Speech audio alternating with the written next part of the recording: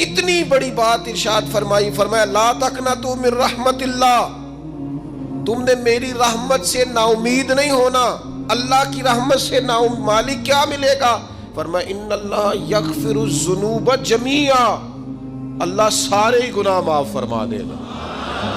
تو جن لوگوں کو اللہ کی رحمت پر نبی کریم علیہ السلام تشریف فرما ہے، امام غزالی نے لکھا ایک بدو آ گیا، دیہاتی سادہ آدمی، سادے بندے بھی سادے ہوتے ہیں، ان کا بھی اپنا طرز زندگی ہوتا ہے۔ تو بدو آ گیا، سادہ آدمی تھا، آتے ہی السلام علیکم لے کے نا تو کوئی بات ہی نہیں کی، سیدھا سیدھا ہی کہتا یا رسول اللہ صلی اللہ علیہ وسلم یہ بتائیں قیامت کے دن حساب کس نے لینا ہے؟ تو حضور فرمانے لگے بھائی یہ تو بڑی صاف سی اور مختصر سی اور سادہ سی بات ہے، حساب تو اللہ تعالیٰ نے لینا ہے۔ اب اس نے جو لفظ کہے اللہ کے حبیب کی آنکھوں میں آنسو آ گئے، کہنے لگے اگر اللہ نے حساب لینا ہے پھر انشاءاللہ کرم ہی ہوگا۔ تو حضور فرمانے لگے تمہیں یہ امید کس طرح ہے؟ تو عرض کرنے لگے یا رسول اللہ کریم جب غالب آتا ہے تو معاف ہی کرتا ہے، جب کریم کا غلبہ ہوتا ہے نا، کریم بندہ جب کسی پہ قبضہ کر لے تو پھر معاف کرتا ہے، تو اللہ تو سب سے بڑا مہربان ہے۔ وہ بات کی اور اگلا جملہ ہی کوئی نہیں کہا، وہ چلے گئے۔ تو حضور علیہ السلام نے اب اس بات پر رزلٹ دیا، فرمانے لگے کریم محبوب بندہ سادہ تھا، بات بہت بڑی کر گیا ہے، بڑی بات کر گیا، سادہ آدمی۔ میرے عزیز اللہ کی رحمت پر جن لوگوں کو امید ہو، انہیں موت سے ڈر اور پھر جن کو محبوب کی ملاقات کا شوق ہو نا، ہم نے جان دے دی وعدہ دیدار پر، ہم سے وعدہ کیا گیا تھا کہ تم مرو گے نا تو تمہیں دیدار ملے گا، تو ہم نے جان ہی دے دی وعدہ دیدار پر، جان ہی دے دی وعدہ دیدار پر۔ اور پھر فرماتے ہیں نقد اپنا دام ہو ہی جائے گا، فرماتے ہیں ہم نے جان دی ہے اس وعدے پر کہ وہ ملے گا، تو امید ہے کہ یہ سودا ادھار نہیں، جیسے ہی قبر میں جائیں گے سامنے حضور کی زیارت نصیب ہو جائے گی۔ اس لیے لحد میں بھی عشق رخ شاہ کا داغ لے کے چلے، اندھیری رات سنی تھی سو چراغ لے کے چلے۔ یہ حدیث آپ نے بھولنی نہیں، یہ تنہائیوں میں یاد رکھنے کی روایت ہے، یہ تنہائیوں میں پڑھنے کی روایت ہے۔ یہ اپنے ذوق کو تازہ، جو لوگ کہتے ہیں نا وجد سرور کیف میں جانا چاہتا ہوں، وہ مشکات شریف کی اس حدیث کو دیکھے۔ اللہ کے حبیب علیہ السلام نے فرمایا لوگوں میں تمہیں بتاؤں قیامت کے دن اللہ تعالیٰ بندوں سے پہلا سوال کیا فرمائیں گے اور بندے اس کا جواب کیا دیں گے؟ یا رسول اللہ کرم فرمائیے بتائیے۔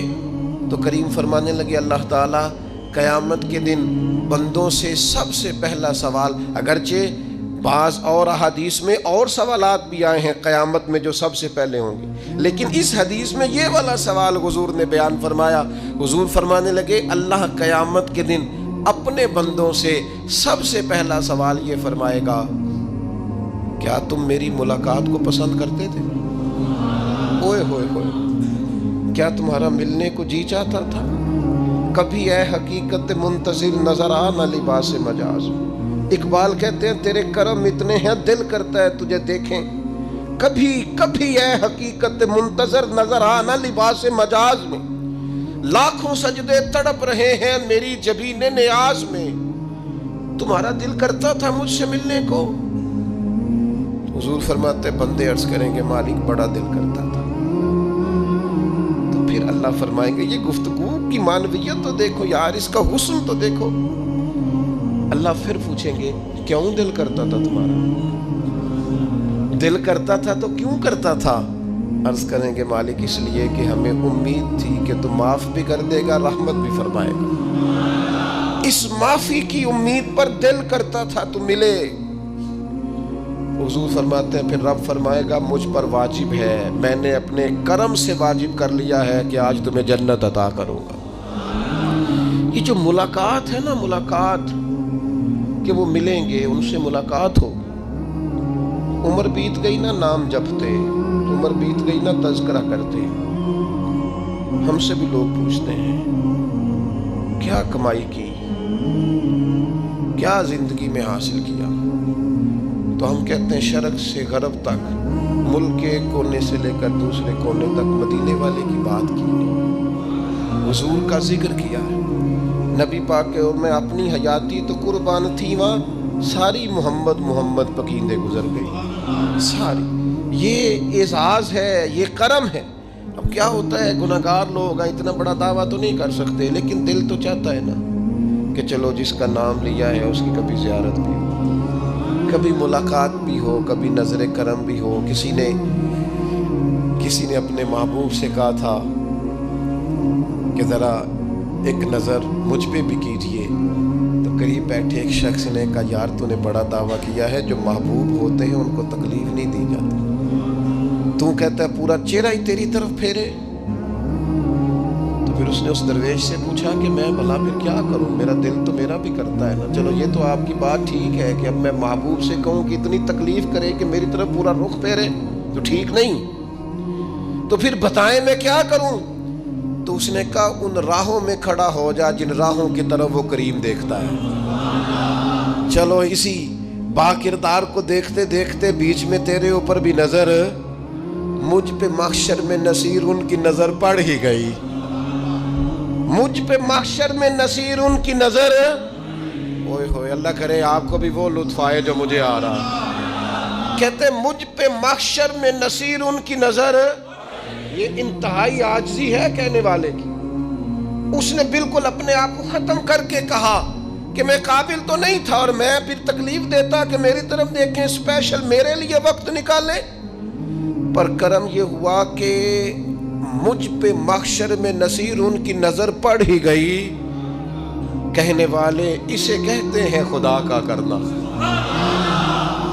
کہنے والے اسے کہتے ہیں خدا کا کرنا۔ اللہ نے کیا کہ نظر مجھ پر پڑ ہی گئی، اور جب پھر پڑ گئی تو تیری ایک نظر کا کمال ہے اور میری زندگی کا سوال ہے۔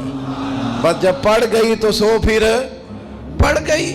موت سے وہ بندہ کبھی نہیں ڈرتا جسے ملاقات کا شوق ہو، ملنا چاہے داتا علی اجویری سے اور موت سے ڈرے، ملنا چاہے حضرت غوث پاک جیلانی سے اور پھر موت سے ڈرے۔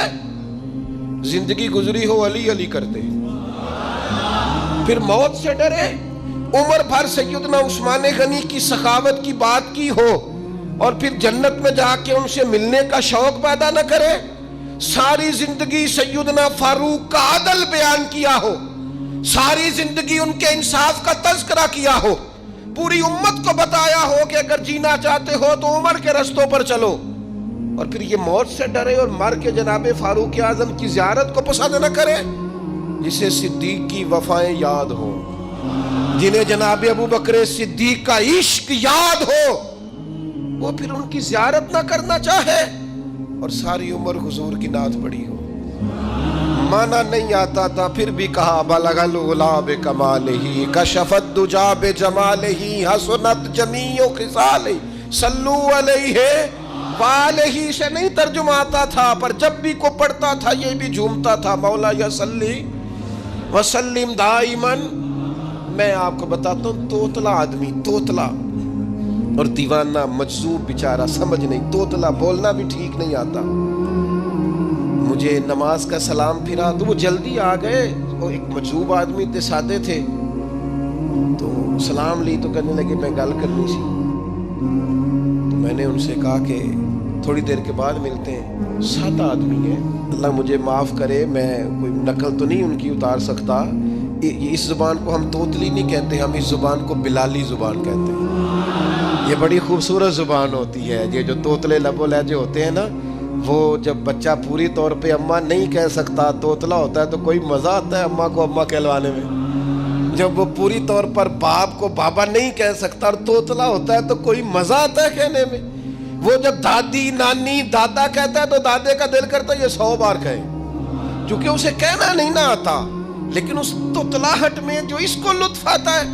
مجھے بڑے لوگ آ کے شعر سناتے ہیں، میں نے بڑے خوشگلو نعت خوانوں سے زندگی میں سنا ہے، وہ صاحب میرے پاس آئے اور میں نے کہا بعد میں ملیں گے، تو سادہ آدمی ہے، مجذوب ہے، پورا شعور نہیں رکھتا، مجھے کہنے لگا مصطفیٰ جان رحمت کے بعد، مصطفیٰ جان رحمت پہ لاکھوں سلام کے بعد، یعنی معنی یہ تھا کہ سلام کے بعد، تو اب بڑے بڑے سریلے بندوں سے بھی بندہ سنتا ہے میرا دل کرے، اور میں نے جان بوجھ کے ان سے کہا دوبارہ کیا جائے ذرا، کیونکہ توتلے تھے نا. میں نے کہا تو کہنے لگے مصطفیٰ جان رحمت پہ لاکھوں سلام کے بعد او میرے عزیز یاد رکھو ساری زندگی حضور کی نعتیں پڑھی، نبی پاک کے تذکرے سنے، اب موت سے ڈر جائیں؟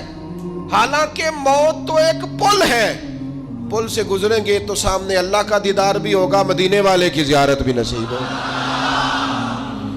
تو زیارت ہوگی اور ہر نظر کانپ اٹھے کہ محشر کے دن خوف سے ہر کلیجہ دہل جائے گا، اوڑھ کر کالا جبہ وہ آ جائیں گے اور سارے محشر کا نقشہ بدل جائے گا. یہ موت کا خوف نکالنے والی چیزیں ہیں، ڈر. اچھا مجھے ایک بات بتائیں، یہ میں امید کی بات کرنے لگا ہوں، چلے اب یہ بات تو مشکل ہے پر کرنی پڑے گی، مجبوری ہے. کبھی کبھی ابا جی سے مار بھی پڑ جاتی ہے بندے کو، گھر میں کوئی 2-4 لگ بھی جاتی ہیں، تو اس وقت نا جو سب سے بڑا سہارا کسی کو نصیب ہوتا ہے وہ یہ ہوتا ہے کہ اللہ کرے اماں گھر میں موجود ہو. اور میں نے دیہاتوں میں کئی مائیں ایسی دیکھی ہیں جو بیٹے کے حصوں کی مار کھاتی ہیں. ابا نے ڈنڈا لے لیا ہے بیٹے کی غلطی پہ، اب اماں بیچاری سامنے ہو گئی ہے، 2-4 اس نے بھی کھا لی. یہ بات آپ سمجھیں، موت کا خوف نکالنے کے مفہوم میں بات عرض کر رہا ہوں. اماں موجود ہو نا گھر میں تو ابا سختی بھی کرنے لگے تو کسی وقت احساس ہوتا ہے کہ جناب یہ سختی نہیں ہوگی کیونکہ میری اماں، اور اماں پوری وکیل بن جاتی ہے کہ نہیں تو نہیں پتا وہ ہو گئی غلطی، وہ فلانے دے منڈے نے خراب کیتا ہے، حالانکہ ہو سکتا ہے اس نے اس کو بھی خراب کیا ہو، لیکن وہ اماں وکیل ہے، وہ وکالت کر رہی ہے اور وہ بے لوث کر رہی ہے. ہوتا ہے ایسے، اس بات کو سمجھ لے اچھے طور پر. موت کا خوف نہیں، ڈر نہیں، اس لیے کہ گھر میں ماں موجود ہو تو باپ کا ڈر نہیں ہوتا. تو قبر حشر میں تو رسول کریم موجود ہے، وہاں تو نبی کریم موجود ہے، وہاں تو اللہ کریم اپنی رحمت فرمائے گا بندوں پر. اس لیے خوف نہیں، پینک نہیں، اپنی غلطیوں کا احساس ضرور کریں، اپنے اعمال پر توجہ ضرور دیں، لیکن موت کے خوف تلے دبتے نہ جائیں. انشاءاللہ صبح قیامت کرم ہوگا. میرے نبی پاک علیہ الصلوۃ والسلام نے تو فرمایا ہے بس ہم نے ایمان کامل لے کے جانا ہے دنیا میں. حضور نے فرمایا ہے جس طرح 14ویں رات کا چاند چمکتا ہے اس طرح میرے غلاموں کے چہرے چمکیں گے قیامت کے.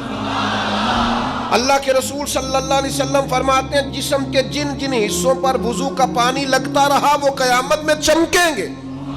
دور سے لوگ ان کا نور دیکھیں گے، پتہ چلے گا وہ محمد عربی کے غلام آ رہے ہیں. یہ کرم ہوگا صبح قیامت، یہ عطائیں ہوں گی. اس لیے مومن موت سے ڈرتا. سیدنا بلال حبشی رضی اللہ تعالیٰ عنہ، آخری وقت ہے، نزع کا عالم طاری ہے، اور یہ گفتگو دیکھیں غلاموں کی. آپ کی اہلیہ رو پڑی، کہنے لگی ہائے ہائے افسوس. حضرت بلال فرمانے لگے کیا ہوا؟ کہنے لگی افسوس ہے کہ آپ دنیا سے جا رہے ہیں. تو حضرت بلال نے مضمون ہی بدل دیا، سوچ کا زاویہ ہی بدل دیا. فرمانے لگے یہ افسوس کا مقام نہیں، یہ تو خوشی کا مقام ہے. اس لیے کہ میری آج آنکھیں بند ہوں گی، قبر میں کھلیں گی، مدینے والے محبوب سے بھی ملوں گا، حضور کے غلاموں سے بھی ملوں گا صلی اللہ تعالی علیہ وسلم. تو موت تو مقام مسرت ہے، اور اگر یہ مل جائے زندگی میں. ایک بدو ایمان لے آئے، ابن ماجہ میں موجود ہے. حضرت ابو ہریرہ رضی اللہ تعالیٰ عنہ حدیث کے راوی ہیں، فرماتے ہیں ایک بدو ایمان لائے اور انہوں نے حضور علیہ السلام کے ساتھ ہجرت بھی کی. ابن ماجہ میں موجود ہے. تو نبی پاک علیہ السلام نے نا انہیں ایک صحابی کے ساتھ کر دیا. اب ان کے کام کاج میں مصروف ہو گئے ان کے ساتھ. تو حضور علیہ السلام نے نا ایک جگہ سے مال غنیمت آیا. تو طریقہ مبارکہ یہ تھا کہ مال غنیمت میں سب کو حصہ دیا جاتا تھا. اگرچہ وہ جہاد پہ نہیں گئے لیکن حضور نے انہیں بھی حصہ دیا. تو وہ صحابی تو رو پڑے، عرض کرنے لگے حضور میں اس کے لیے تو ایمان نہیں لایا تھا. حضور نے فرمایا پھر بتائیے، گرچہ حضور جانتے ہیں کس لیے لائے تھے. عرض کی حضور میں تو اس لیے ایمان لایا تھا کہ میں رب کی راہ میں لڑوں گا اور میں اپنی جان پیش کروں گا. میں شہادت کے لیے ایمان لایا تھا، مجھے یہ مال دولت نہیں چاہیے. تھوڑی ہی دیر گزری کہ ایک اور مارکے کا اعلان ہو گیا، جنگ کا اعلان ہو گیا. حضور نے فرمایا چلو. وہ گئے اور چند ہی لمحے گزرے کہ وہ میدان میں اترے اور پھر شہید ہو گئے. صحابہ کرام ان کی مقدس لاش مبارک کو اٹھا کے محبوب کے قدموں میں لائے تو نبی کریم نے کیا خوبصورت بات ارشاد فرمائی. حضور فرمانے لگے دیکھو اس نے اللہ کی تصدیق کی ہے تو رب نے بھی اس کی تصدیق فرما دی. اور پھر یہ دو جملے محبوب کہتے کہتے اٹھے اور پھر حضور نے اپنا جبہ مبارک اتارا اور اتار کے فرمایا اس بندے کو نہ اس جبے میں کفن دے دو, اس میں اسے کفن دو, اس لیے کہ تو شہادت کے لیے ایمان لایا, موت کی آنکھوں میں آنکھیں ڈال کے جیا, اپنی زندگی کمزور نہ گزاری. مسلمانوں پہ کافر کا رعب طاری ہو گیا ہے. ایک تو ہوتا ہے نا کہ کوئی مدد کرنا, کوئی آگے بڑھنا, فلسطین کا نام تک نہیں لے رہے حکمران زبان سے, ذکر تک نہیں کر رہے, چینل ذکر نہیں کر رہے. اتنا رعب, اتنا کفر کا خوف, صرف اس لیے کہ ہمیں موت کا ڈر ہے. مر جائیں گے تو بستر پہ نہیں مریں گے, بیماریوں سے نہیں مر جاتے لوگ. خدا کے بندو اپنی زندگی میں اتنا خوف اگر موت کا پیدا کر لو گے. حضرت سعید ابن جبیر رضی اللہ تعالیٰ عنہ بہت بڑے فقیہ تھے. حجاج بن یوسف نے بلایا اور کہنے لگا میں تمہیں موت دینے لگا ہوں, مار دوں گا تمہیں. بڑا ظالم آدمی تھا, بڑے لوگ اس نے قتل کیے تھے. حضرت سعید رضی اللہ تعالیٰ عنہ مسکرا پڑے اور غصے میں آیا, کہنے لگا کیوں ہنستے ہو؟ فرمانے لگے تو بڑا بیوقوف ہے, تجھے کس نے کہا زندگی اور موت تیرے ہاتھ میں, یہ تو تب آئے گی جب میرا رب چاہے گا. کہنے لگا لے جاؤ ان کو اور جا کے قتل کر دو. تو وہ جب جلاد لے جا رہے تھے تو آپ اور کھل کے مسکرائے, ہنسے. یہ آپ کی طاقت ہے کہ موت کو دیکھ کے مسکراہٹ ہو, لبوں پہ تبسم, رقصہ ہو, مسکرائے. جب آپ مسکرا رہے تھے تو اس کو اور غصہ آیا, واپس بلایا. کہنے لگا مسکراتے کیوں ہو؟ فرمانے لگے تیری جرت پہ مسکرا رہا ہوں اور اس بات پہ مسکرا رہا ہوں کہ رب کتنا بے نیاز ہے, تیرے جیسے لوگوں کو بھی مہلت دے رکھی ہے. کتنا بے نیاز ہے, تیرے جیسے لوگوں کو مہلت. اور غصے, کہنے لگا میرے سامنے قتل کرو.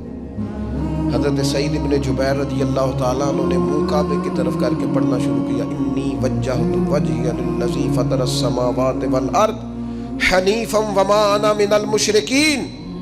آپ یہ پڑھ رہے تھے تو کہنے لگا اس کا منہ کعبے سے پھیر دو. کعبے سے منہ پھیرا تو آپ فرمانے لگے تو بڑا ہی بیوقوف ہے, میرا رب کو صرف کعبے کی طرف مقید ہے, وَلِلَّهِ الْمَشْرِقُ وَالْمَغْرِبُ فَأَيْنَمَا تُوَلُّوا فَثَمَّ وَجْهُ اللَّهِ. چہرہ پھیر دیا جب اس نے تو آپ فرمانے لگے مشرق بھی اللہ کا, مغرب بھی اللہ کا. اور اللہ فرماتا ہے تم جدھر بھی منہ کرو ادھر ہی اللہ کی رحمت ہے. یہ پڑھا تو اب اس نے لٹایا, اور جب وہ آپ کو قتل کر رہا تھا تو حضرت سعید ابن جبیر کی ایک زوردار آواز گونجی. فرمایا یاد رکھنا مجھے اسی طرح قتل کرنا جس طرح تم خود قیامت میں قتل ہونا پسند کرتے ہو.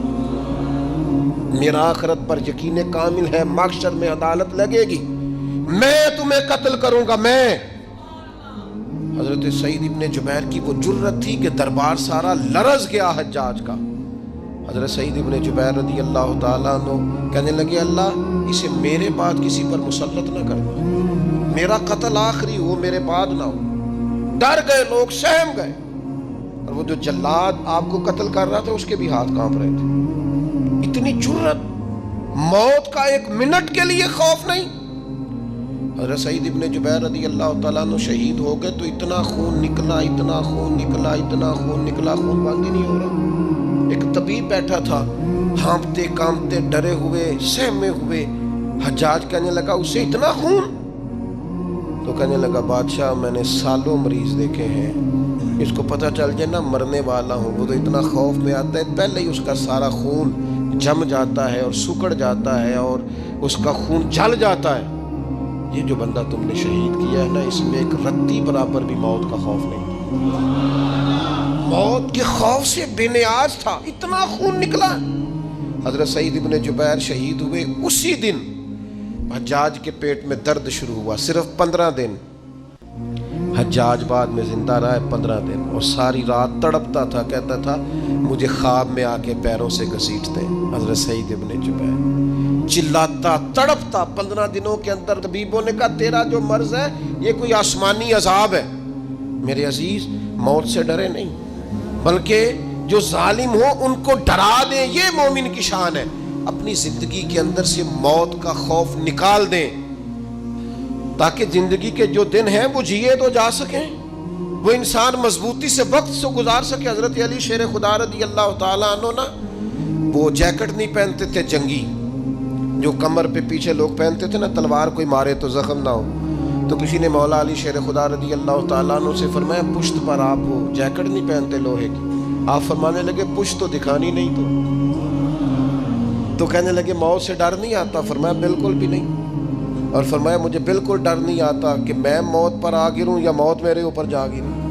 ہم تو شہادت حضرت خالد بن ولید رضی اللہ تعالیٰ عنہ ایک دن نوجوانوں کو خطاب کرتے کرتے کہنے لگے موت سے کبھی نہ ڈرنا، میں نے ساری زندگی جنگوں میں گزاری ہے، میرے وجود پر ایک ذرہ بھی جسم کا حصہ ایسا نہیں جس پر زخم نہ ہو۔ اور جو کہتے کہتے رو پڑے، فرمانے لگے یہ بات کرتے کرتے رو پڑے، فرمانے لگے دیکھ لو زندگی ساری میدانوں میں گزاری ہے، لیکن شہادت اللہ تعالیٰ نے میرے لیے وہاں نہیں لکھی تھی، یہاں اللہ تعالیٰ نے اپنی رحمت کے لیے موت میرے لیے لکھی تھی۔ تو یہ تو اللہ کا کرم ہے۔ قریب ایک بزرگ صحابی اور بیٹھے تھے، فرمانے لگے آپ کی نیت شہادت کی تھی، انشاءاللہ آپ قیامت میں شہیدوں میں ہی کھڑے کیے جائیں گے۔ تو میرے عزیز خوف نہیں موت کا۔ آخر میں 2-3 گزارشات عرض کرنی ہے۔ ایک تو میری آپ سے گزارش ہے، جنہوں نے ابھی تک قرآن مجید کی تلاوت شروع نہیں کی، وہ ابھی سے آج سے 10 منٹ ٹائم ہو تو مسجد میں بیٹھ کے ایک رکوع پڑھ کے جائیں، قرآن مجید نہیں چھوڑنا۔ رمضان کا تعارف یہ ہے کہ شہر رمضان الذی انزل فیہ القرآن، تو قرآن مجید سے دلچسپی۔ دوسری میری گزارش ہے راشن بانٹنے والوں سے بھی کہ مہربانی کریں لائنوں میں لگانا چھوڑ دیں، اور لینے والوں سے بھی میری عرض ہے کہ اللہ تعالیٰ سارا سال عطا کرتا ہے، 3-4 ہزار کے لیے کیوں اپنے آپ کو آپ تکلیف میں ڈالتے ہیں؟ سارا سال اللہ دیتا ہے۔ اور پھر میری آپ سے یہ بھی اپیل ہوگی کہ طبیعتوں میں حلم پیدا کریں، بردباری پیدا کریں، یہ بڑی ضروری چیز ہے۔ مثبت سوچیں لائیں، روزہ ہماری تربیت کرتا ہے۔ اور پھر آپ سے یہ بھی اپیل کروں گا رمضان شریف کی مقدس گھڑیوں میں صرف اپنے لیے نہیں سوچیں، امت کے لیے سوچیں، بالخصوص فلسطین کے مسلمانوں کے لیے کم از کم دعا مومن کا ہتھیار ہے، وہ تو جم کے کریں اللہ کے حضور۔